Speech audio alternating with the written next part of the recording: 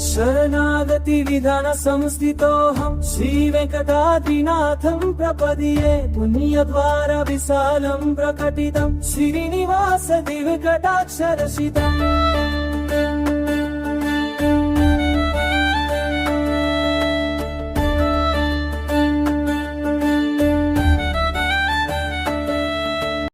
मानसे तव दिव्यपादौ चुम्बुदये तव शङ्खचक्रदन्